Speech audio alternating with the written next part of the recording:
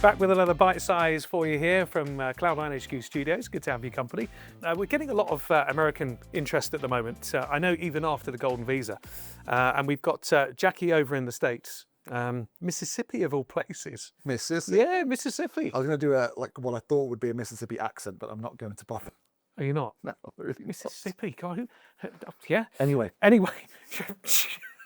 Jackie's saying that I know a lot of clients from the UK. They look at big platforms like iDelister. Yeah. She's saying at the moment, how on earth or how come I'm seeing the same property appear, right, through different people at completely different prices, and it's the same property with the same photos, the same information, but different price. What's going on? Well, that's a start. It's the same photos. Yeah. What's happening? It's a mess. Look, portals are amazing, and that's if I'm looking to buy in England, for instance, I'll go on to probably Rightmove and have a good look around. Oh, that's a little bit more structured, but something like iDelister, where they allow duplicate properties, there's no real control over a property that's put on there generally by an agent. So it does mean that it's open to abuse, and it's certainly open to repetition. Now, you would hope that if there's 5 agents with the property, because you can multi-list here, you don't need to just list with one agent, but you would hope that if the property was on with 5 agents, that it would be at the same price. Now, sometimes the owner hasn't told each of the 5 agents that he's reduced the price. So the price has gone up. Or the price has gone up. So you end up with a bit of a problem there. Also, it can be accidental. It can be an admin error from one of the agents. They just haven't updated the price, or they've made a typo. So that can be an explanation. The third one, which is the one that is a little bit naughty, is that it's actually done by design, by an agent for clickbait. And I know a lot of agents who are still guilty of this, is they will put a property up there that doesn't exist, but looks great. You know, that 3-bed apartment in the middle of Puerto Banús for 150,000.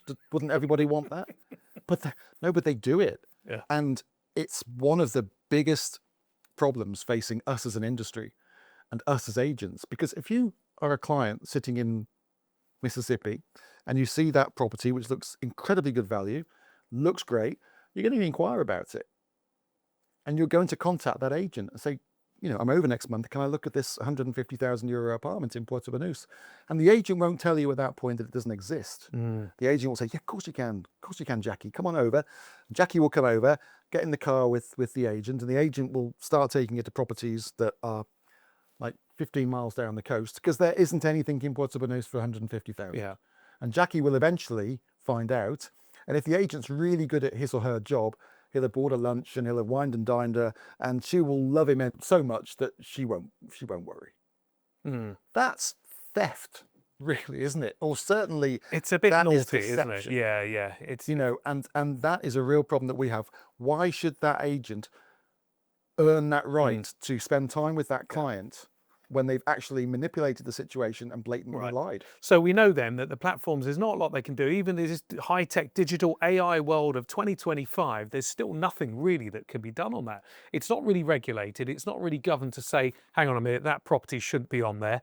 There's no algorithms that kind of help the end user. So what we've got to practice really, for an advice we can give, is just make sure you do your due diligence, call up the agents, we often do Zooms, don't we, with our clients, and we can really cut through that. And a lot of the questions have been, hang on a minute, I don't understand iDelister or these other companies. It's not giving enough correct information. And it's an education process that we have to do, isn't it, really? I mean, I normally say to people, to clients, look, if you see something online, and it's normally part of our first conversation with them, by all means have a look at the portals, but don't rely on it. And if you see something that's too good to be true, it's too good to be true. Or alternatively, what we've done in the past is we've actually done the research to find out where that property is, if it's available. Yes. Has it been sold 3 years ago? Is it the price it's at? And at least we can cut through that, which is the best bit of advice. Don't go on what you see always online. So, Sean, a good takeaway for Jackie and a good bit of advice on this one? It's tricky, but if you see a property that's up for multiple prices, there is one price. And it won't be the cheapest necessarily. Well, exactly, because Jackie's probably going to phone or email, reach out to the one that's got the cheapest price, understandably, but that's not necessarily the way to go. I would find an agent that you like and that you trust, that kind of feels right for you, and get them to do the work. because they'll find out all about that property within minutes. And we can, can't we? We've done that so many times. because one of the team, yeah. We've got contacts in the business. We'll probably know the property. Yeah. Particularly if it looks a bit shonky, we'll just go, nah, Yeah. that doesn't exist or whatever. It's in a ridiculous area. Yeah, well, the amount of times we have to go back to a client and say, really sorry, Jackie, but those 5 properties you've asked about, 3 were sold last year and 2, I'm sorry, they're not even on the market. Yeah. It makes it sound like frauds, but it's not us. It's the people who are putting that data out there that need to be shot at dawn. Yeah, but like you said, it's not always intentional, is it either? It's just not. No, it's not. It's not managed brilliantly. But there we go. Bit of advice. Thanks ever so much, Jackie, for your question, and I hope that answers your questions. And please get in touch if you need any support with your future house hunting as well. Good luck with that. Until the next time, from Sean and myself. Bye for now.